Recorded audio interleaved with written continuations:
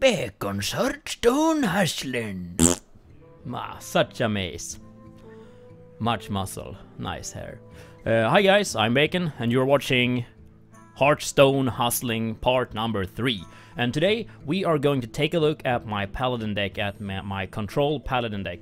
And first off, I just wanted to not take credit for anything here because I pretty much copied this deck from Kyoki.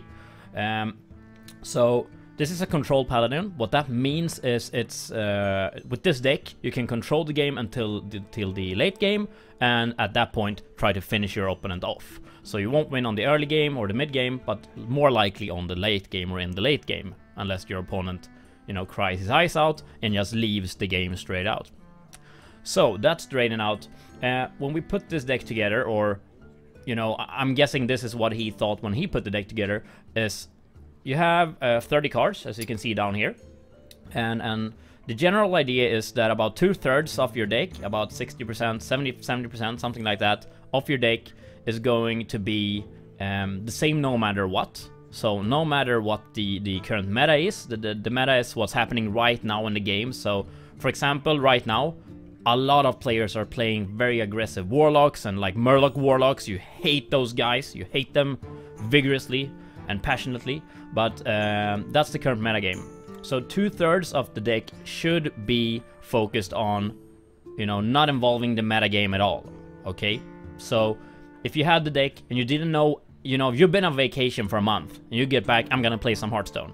2/3 of the deck you're putting together, you shouldn't even care about what the metagame looks like, because you have no idea. The last third, about 10 cards in this case, because we have 30, about 10 cards should matter about the metagame.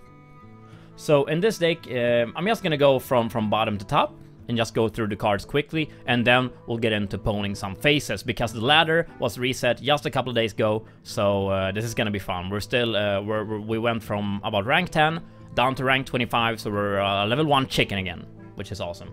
So first card is Tyrion Fordring. This is one of my legendaries. This guy is amazing. Okay, so for 8 mana, you get a 6/6 out.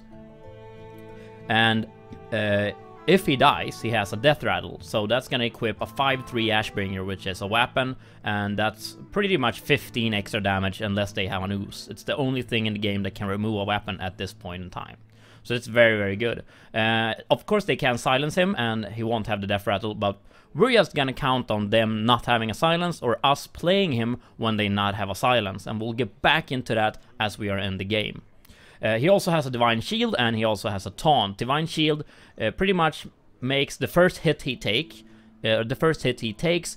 he is, you know, immune. He can't take damage at all.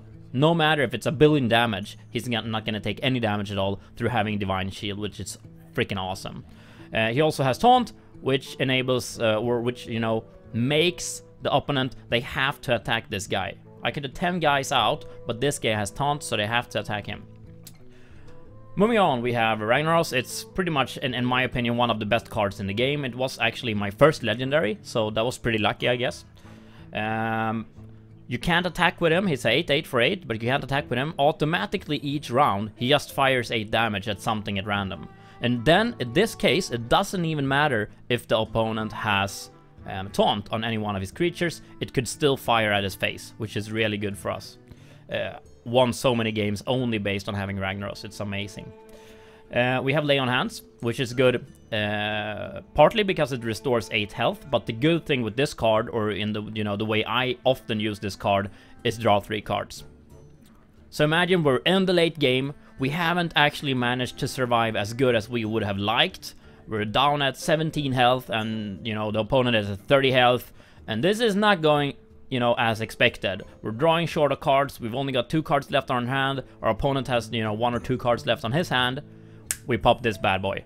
We get 3 other cards. We pretty much have a full hand again, and we get restored 8 health. This is a great card in the late game, but even though we're at full health, it's still good at popping this, you know, to get the extra 3 cards. We also have a couple of Guardian of Kings here. These, in my world, are the polymorph lures, the hex baits, and all kind of stuff like that. So these bad boys, they are a 5/6, so they deal a moderate amount of damage, and they also heal the hero, and they have a pretty decent amount of health. So these guys, you know, your opponent would want to get rid of these as soon as possible. So what I do, if I have, you know, Tyrion, Ragnaros, and this guy on my hand, and I have 10 mana, I'm still gonna try putting out this guy, or maybe even 2 of these guys, to kind of lure the enemy into using his disabled spell on these guys. And as soon as he does that, BAM! You whoop up Ragnaros or Tyrion, and you just win the game. Then we have a Wrenching Rat. So this is also kind of a late game finishing thing. It could also be a board clearer. It could work as both. So this card is really good in the mid game and in the late game.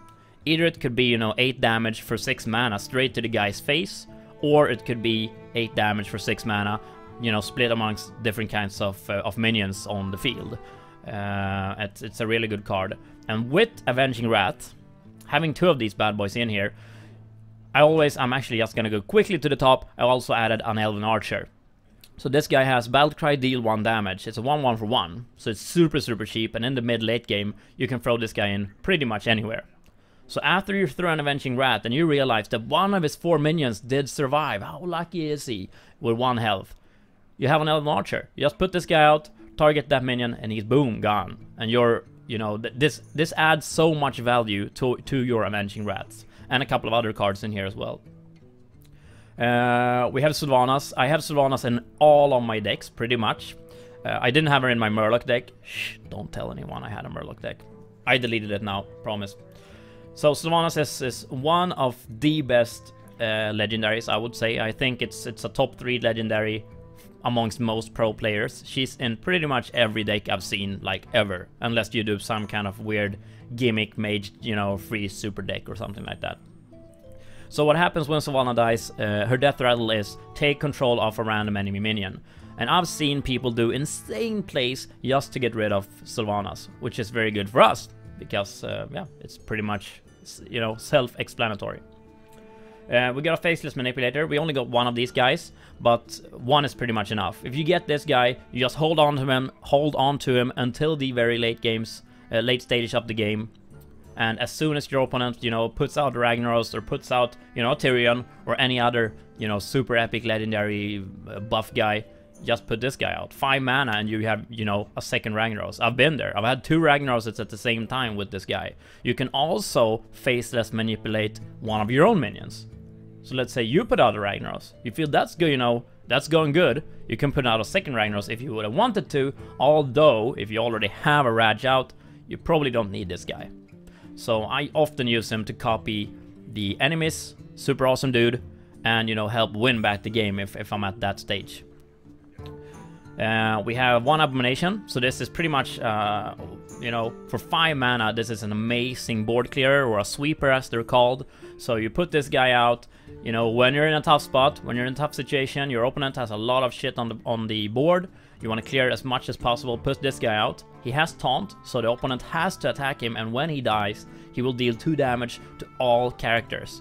So that's all the minions on your opponent's side, also all minions on your side, but if you only have this guy, that doesn't hurt you. And if you have, you know, a bunch of these guys, it doesn't really hurt you anyhow. It's also going to deal 2 damage to your face and to your opponent's face. We also have 2 Hammer of Rat. This is pretty much a 4 mana removal. You know, deal 3 damage, draw a card.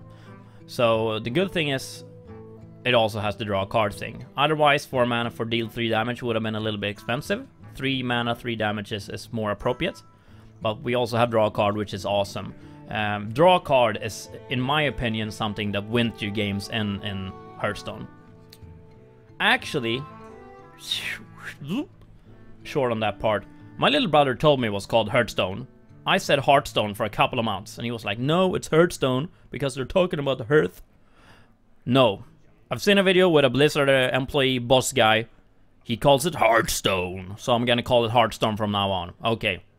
So back on track, the Hammer of Rat is very good because it has draw a card.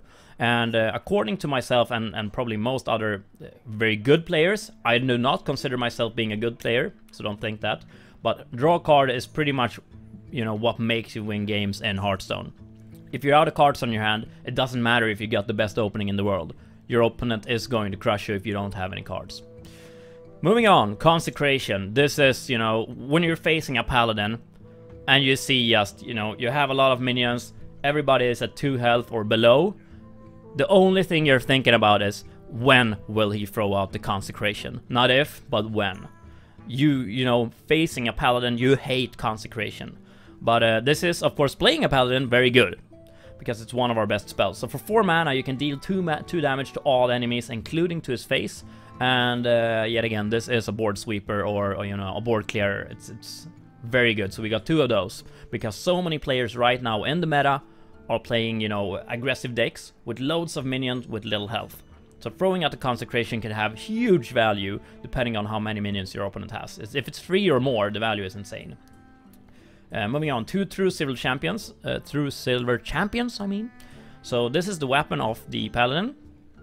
So whenever you attack, you restore 2 health to your hero. It's a 4/2. The 2 that you can see over here, well, I'm pointing at my screen, obviously you can't see my hand. But the 2 means, see if I can find it over here. Oh, there it was. So the 2, that's durability. So you can use this guy 2 times, deal a total of 8 damage, and heal a total of 4. So that's what the 2 stands for. But this is just, you know, added value of just removing minions that he has, or just hitting him in the face if you're ahead. Moving on, we have 2 Wolf Riders. I only use the Wolf Riders as pretty much a cheaper, a cheaper Hammer of Wrath. So Hammer of Wrath, 4 mana, deal 3 damage, draw a card. Wolf Rider, in my head, 3 mana, deal 3 damage. If you're lucky, sure, they'll still be there the next round, but more than often, you'll just bash these guys and trade with another minion. And since there are 3/1 for free, everything that has 3 health and more attack than 1 is a very good trade. So moving on, we have Earthen Ring Farseer. This is just a 3/3 for free, and they restore 3 health. Often, this is actually not used, or more than often, this is actually not used to heal you, or your hero, or your face.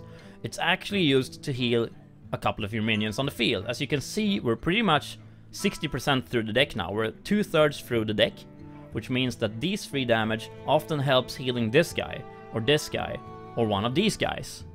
Maybe even Sylvanas, or the guy you faceless manipulated.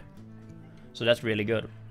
Very good value if you can heal a minion. If they actually took 3 damage and you can heal them, or more damage than that, the value is insane. If they only took 1 damage and you heal them for that, value is okay. But you know, if you're yourself at 20 health, maybe it's better healing the face. You kind of have to see where the game's at. We put one of these guys in Big Game Hunter. Normally, I think in the deck I'm copying, in Kyoki's deck, he has put in a Tinkmaster Overspark, which is a legendary that transforms a random minion, or a minion you appoint. It transforms it to either a squirrel or a 5/5 Devilsaur, which is very good. I don't have that card, so instead I'm running a Big Game Hunter. The meaning of this card, no matter what the name is here, is that you can remove big threats with it. So if your opponent puts out his own Ragnaros, for example, or another 8/8, or you know, Gruul, or whatever it might be, you can just pull out this bad boy and just instant wipe them. I love putting out Big Game Hunter. It's the best feeling in the world. Your opponent puts out this awesome card, and you just punch down Big Game Hunter, 3 mana, boom, it's gone. It's awesome. So we're almost done now. We have the Alder Peacekeeper, or we have actually have 2 of those. So it's also a 3/3 for 3, as you can see, but it changes the enemy minion's attack to 1. And what this pretty much means, I mean, it's self-explanatory again what this means. Your opponent puts up a big ass creep, you change that guy's attack to 1. It's pretty much just a meat shield. I don't know if you can call it that, but it's pretty much a meat shield. So he's just gonna be able to deal 1 damage every once in a while. Obviously he could buff it, but it's not as big of a threat for you if it's only got 1 attack, of course. But otherwise, this is just a good guy, you know. 3/3 for free, that's good. So his battle cry is just an added bonus, and it's one, as you can see, it's got golden corners, like this guy's here. They got golden corners, so that means it's the paladin cards. Only paladins can use this guy, so obviously we should use him. And here, now we're going to the fun parts. We're almost done now. and we have 2 of the wild pyromancers. So I've been talking a bit about board clearers and sweepers. It's the same thing, to pretty much clear out all the enemies on the board, you know, when stuff get rough. And in the current metagame, I mentioned them before, we have the warlocks, murloc warlocks, we have druids using murlocs, we have other paladins just rushing down your opponents, we have you know, mana worm mages with freezes and all that kind of stuff. So we have a lot of classes right now. We obviously have rogues as well, a lot of classes using a lot of small minions and just bashing your head in the early game. And we want to survive that, so we have a lot of sweepers. This guy is amazing. So after you cast a spell, deal 1 damage to all minions. It includes your own, but let's not worry about that. So deal 1 damage to all minions. That's good. What if they're not on 1 health? Then it won't kill them. No, that's true. So first thing, we have the Elven Archer. If someone's stuck on 1 health after the Wild Pyromancer does his board clear explosion thingy, we always have the Elven Archer for added extra value to just kill off one of the remaining minions. But what you do with this guy is you combine him with this spell right here. So Equality is one of the Paladin spells. It's only 2 mana, which is amazing. And this changes the health of all minions to 1. That's right. So what you do is you put out the Wild Pyromancer, you make sure you have 4 mana. I never use these guys, or the spell and this guy. I never use this combination unless I have 4 mana. Maybe sometimes in rare conditions, but almost never. So I put this guy out, and then I do an Equality. So what's going to happen is the spell will first have its effect, giving all the minions 1 health, and then the Pyromancer spell will be triggered, thus dealing 1 damage to all minions. So what happens is, as you can understand, you give all minions 1 health, and then you deal 1 damage, you wipe the board. And we got 2 of those.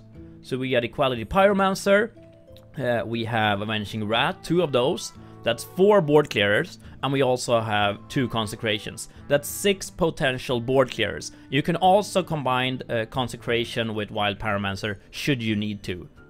That deals 3 damage, and in the early to mid stages of the game, that should clear most boards. And maybe 1 or 2 minions will be left with 1 health, and you have the Elven Archer. Boom, that's done.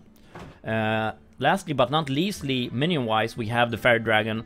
This is one of the best 3/2 minions in the game for only 2 mana, and it can't be targeted by spells or hero powers, which is very, very good in the beginning of the game, because it's kind of hard for them to kill this bugger off without trading.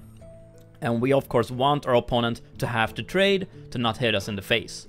So this guy is awesome, and we have 2 of those. And lastly but not leastly, card-wise, we have 1 Holy Light to just restore 6 health. This is just awesome if you get it in the late stage of the game, or you know, if you get it when you're ahead and you're at 22 health. Just to be on the safe side, I try to always tip my health to the top.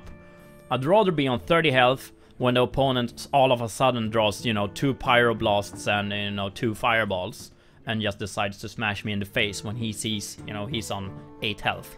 Instead of just dying to that, I always consider it better being on top health. So as a paladin, Holy Light, 6 health for 2 mana, that's a no-brainer. It's insane. It's insane. So that, my friends, is the Control Paladin deck. And let's see what the Control Paladin can do. I've played this deck quite a lot, so I think it's very good thus far. And then, yeah, we'll see. It's hard to know what opponents you meet on rank 25 now that this ladder has been reset. You can meet, you know, a legendary guy, or you can meet a guy that got the game yesterday. I'm hoping for the latter, because I'm not very good at this game. I think rank 10 was the highest I managed to get, and that is not very good. I will fight with honor. So, let's look on our start hand here. We're gonna talk more about mulliganing, that is throwing cards away on your start hand, in later episodes. But for now, we're just gonna say that everything below 4 mana we can keep, and everything above 4 mana we should throw away. However, this guy, I guess he's okay. All our Peacekeeper is not very good right now, I'd say. I want something for 2 mana if I can get it. Haha, the Fairy Dragon. I love you, game. You're giving me the Fairy Dragon. It's the best minion to start out with, and we actually got a second one, so that's good. Well met. Perfect. So this is, in my opinion, a very good start. So we have a good turn 2 play. putting out the Fairy Dragon. We have a good turn 3 play that is taking off one of his minions with the Wolf Rider spell. Fairy Dragon, there you go. Charge! I choose you, Fairy Dragon.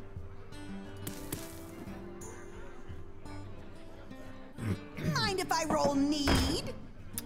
The loot order. The good old loot order. Oh, so we got the consecration. So yeah, we're doing fairly well here. I want to change this, or I want to save this guy for a minion with 3 health or more because the value is so much higher. So I'm actually probably going to swap. No, I'm actually gonna hit him in the face with this one because hitting this triggers the death rattle and makes him draw a card, or enables him to draw a card, and we don't want that. So for now, that's what I'm gonna do because he's still going to trade with this into my Fire Dragon. It's a good trade for him. It's a bad trade for me. No, the other way around. Of course, obviously, it's a bad trade for him, and it's a good. No. Sorry. I am rambling right now. Sorry, guys. I was up late yesterday. The trade is obviously good for him with a 2-1, and bad for me with a 3-2 when we lose both cards. But I still want to hit him in his face once with the 3. So my Fairy Dragon now got a 2 for 1 hit pretty much. Instead of just eliminating and trading badly from my part, I hit him in the face and then traded badly. Sorry about the confusion there. So right now this guy is actually gonna do 3 damage, so I think this is a good play. Ready to ride. Taste my steel.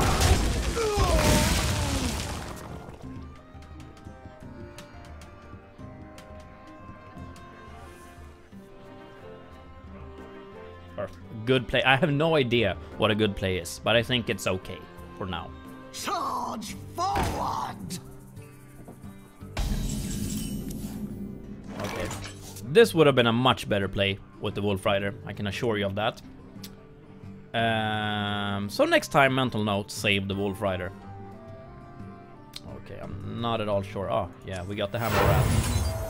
Sometimes you gotta be lucky, right? Yeah, that was really good.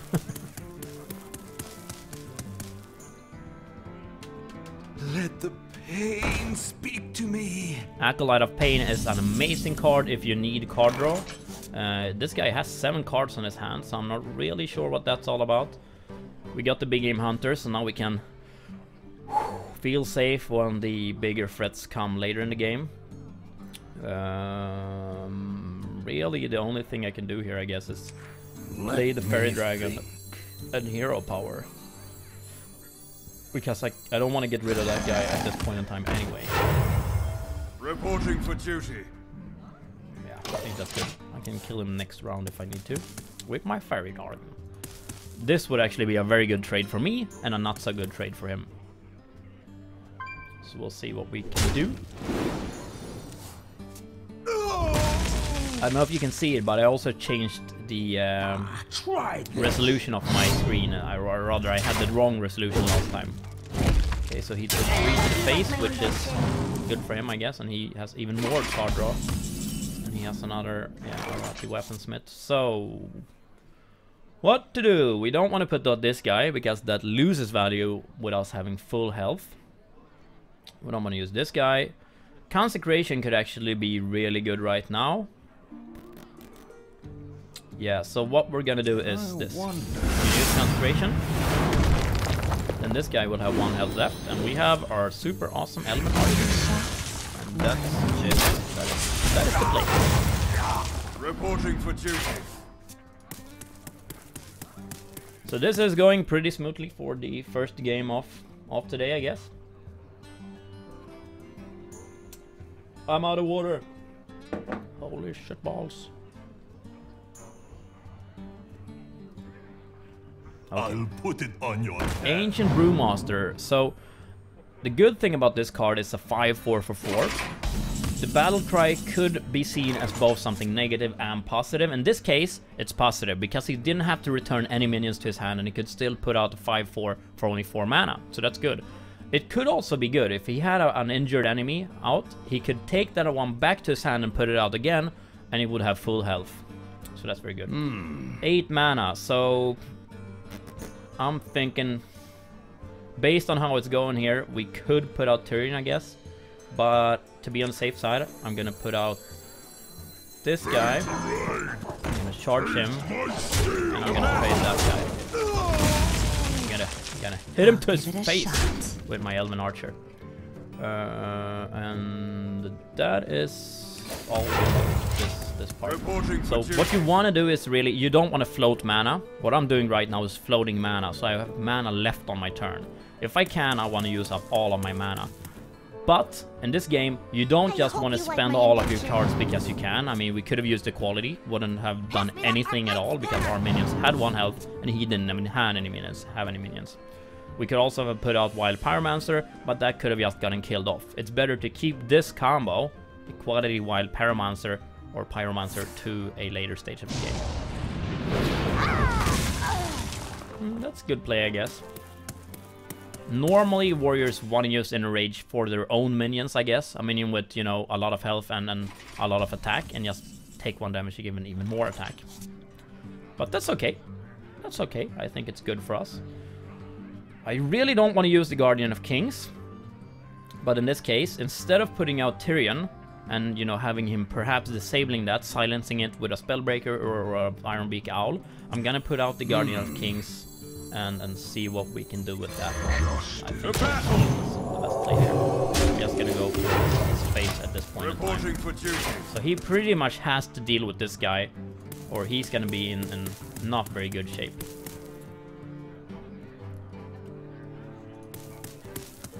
Obviously, you really want to put out the Tyrion and just own him up, but doing that could also, you know, lose you the game if you're not careful. Okay, so that was insane. That was an insane trade. Okay, I see. He's doing the execute. Okay, never mind. He did an execute. I should have seen that coming. But yet again, I'm not a pro player. So this guy has 9 cards on his hand, which kind of frightens me because he has pretty much, you know, 30% of a deck on his hand. So what do we want to do here?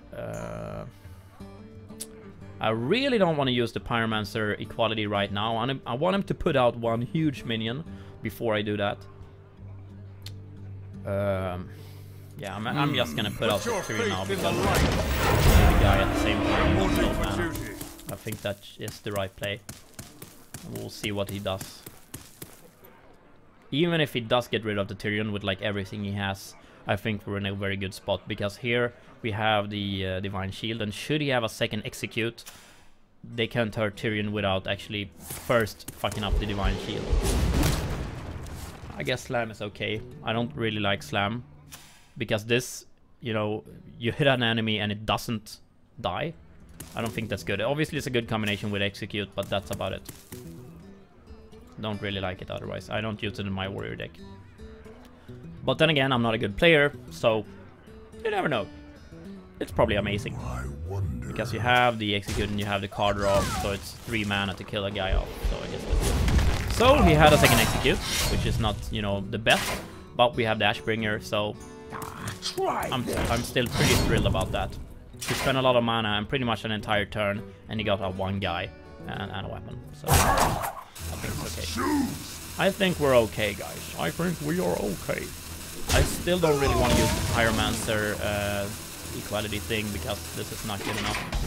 I'm gonna use the Hammer Rat here, I think. Yeah, definitely gonna use the Hammer Rat here. And then we are pretty much just gonna hit him in his face. And man, I can't use my Tears right now. They are too powerful. My thanks. Thank you. Oh, well, thank you. Charge forward! So this is the kind of card. This is the kind of card we would want to copy, and this is also the kind of card we would want to copy. Where this is actually, oh my god! Okay, so this is not good at all, because this guy is gonna have charge now, so he's gonna get another 8 damage in. Oh, well played. Well played. I lost. That was fucking brutal. That was fucking brutal. So that could happen. When you're ahead, never think you're ahead. But I don't really know what I could have done differently there. I could have cleared, but he would have gotten out this guy anyway. So, but that was a good play by him. That was a good play. So pretty much his entire deck was based around getting low on health, and that's why he wrote. That's why he did a thanks that I didn't understand at all. So his deck was based on getting low on health and then getting out the Molten Giants. These are cheaper in mana the lower amount of health you have. So he could get out 2 Molten Giants for pretty much 0 mana. Then he could get out the Brewmaster, taking one back, putting out again for 0 mana, and just smashing me in the face 3 times over. So good game by him. I have to quit now, guys, and I'll see you in the next part where we hopefully will be poning some more faces than we did today. Take it easy, and I'll see you the next time. Peace the fudge. I'm not getting it. What? Ah! He's trying to light me on fire. He's shooting at me. Whoa! What? This guy is like... I'm burning!